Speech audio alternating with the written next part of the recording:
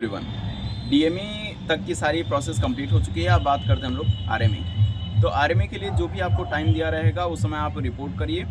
और अगर आपका डोजियर डीएमई वाली बिल्डिंग ब्लॉक से निकल करके कंपोजिट हॉस्पिटल में आ चुका है तो तुरंत आपको बुलाया जाएगा। वहाँ पे आपका होगा बायोमेट्रिक, और बायोमेट्रिक के बाद आरएमई में टोटल 5 बोर्ड्स हैं, 4 बोर्ड लड़कों के लिए और 1 बोर्ड लड़कियों के लिए। अपने रेस्पेक्टिव बोर्ड में आपको भेज दिया जाएगा। और वहाँ भेजने के बाद जब वहाँ के ऑफिसर आ जाते हैं, री मेडिकल ऑफिसर, तो वो आपको सेपरेट कर लेंगे कि किस बंदे को हॉस्पिटल जाने की ज़रूरत है। और आर्मी वाले जो हॉस्पिटल है वो प्रशांत हॉस्पिटल है, जो कि सेंटर से लगभग 14 किलोमीटर दूर है।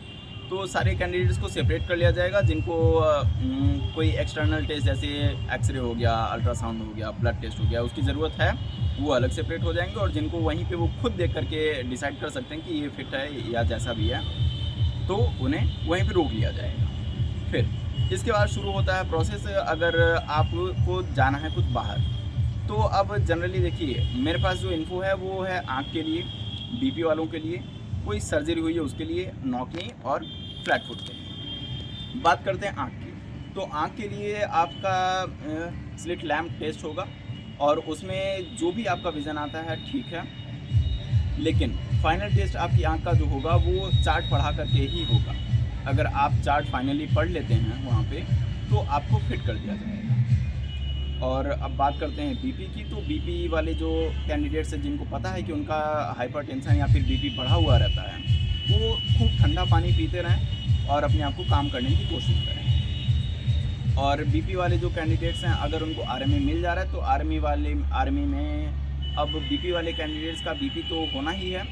उसके बाद फिर उन्हें हॉस्पिटल में ले जा करके उनका ब्लड टेस्ट भी होगा, लाइक KFT, RFT, LFT, ताकि उनका ये भी चेक हो सके कि कहीं वो कोई दवाई वगैरह, कोई ड्रग वगैरह तो नहीं ले रहे हैं जिससे कि बीपी को कंट्रोल किया जा सके। ये रहा बीपी वालों का। अब आ जाते हैं कि कोई भी सर्जरी स्कार, तो अगर वो रिलेट कर रहा है किसी टिश्यू से तो उसका अल्ट्रासाउंड किया जाएगा। और अगर उसमें बोन का इंक्लूजन हो जाता है कि कहीं हड्डी वाला, उनको डाउट आता है कि इसका हड्डी का कुछ हो सकता है, तो उनका एक्सरे हो।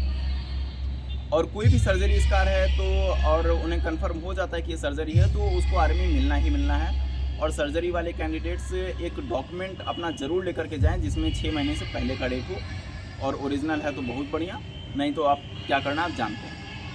फिर उस डॉक्यूमेंट को सिर्फ वो डेट देख लेंगे और डेट देख करके उस फॉर्म में लिख देंगे डीएमई के टाइम पे ही कि इस कैंडिडेट का इस समय ये सर्जरी हुई है, और उसी को बस इन्वेस्टिगेट करना है। तो ये रहा प्रोसेस। और उसके बाद फिर अब आ जाते हैं नॉकनी वालों को। तो नॉकनी का भी एक्सरे होगा हॉस्पिटल में ले जा करके।